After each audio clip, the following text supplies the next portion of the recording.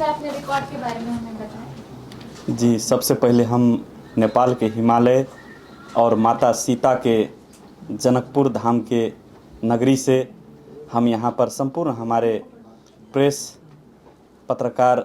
जी को हम अभिनंदन करना चाहता हूँ। और मैं नेपाल से हूँ, मेरा नाम पार्थो सरकार है और मैंने सन 2020 में मास्टर डिग्री में जो शोध पत्र होती है थेसिस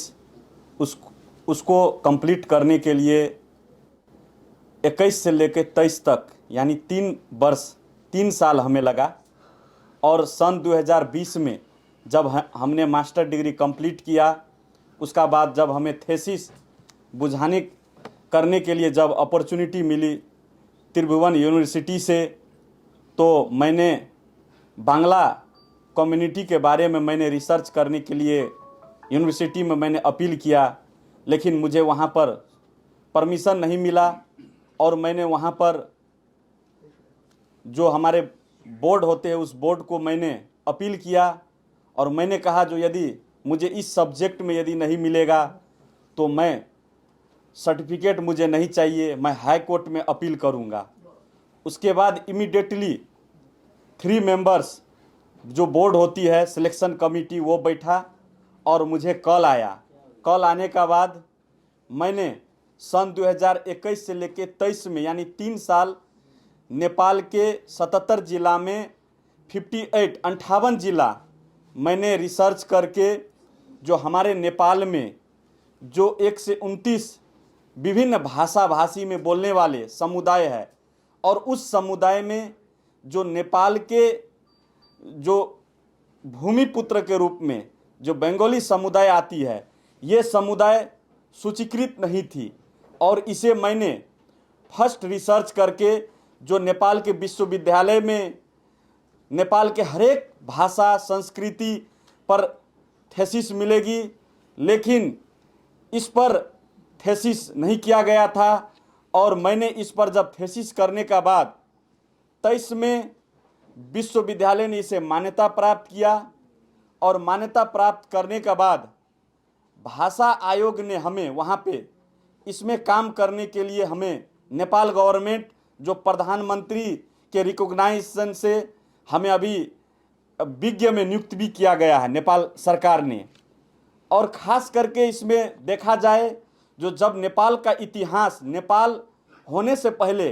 नेपाल भूभाग्य छोटा छोटा राज्य में विभक्त था, 2224 और नेपाल के पूर्व में सेन वंश का राज्य था। और ये सेन वंश राज्य काल से ही इस नेपाल के धरती में बंगाली कम्युनिटी के विभिन्न अवशेष सब प्राप्त हुई है। और सबसे इम्पोर्टेंट वाली बात है जो वर्ल्ड में 3rd स्थान में बोले जाने वाली ये लैंग्वेज और जनसंख्या के हिसाब में 7th पोजीशन में ये बांग्ला भाषा बोलने वाली ये कम्युनिटी, लेकिन नेपाल में 247 वर्ष तक जो है इसे उपेक्षित का रूप में रखा गया था। और जब आंदोलन किया, जब नेपाल में जब राजतंत्र था, रिसेंटली 58 में नेपाल में दरबार हत्याकांड हुआ, सभी को मालूम होगा, विश्व चौंकाने वाली बात, जो पूरे फैमिली को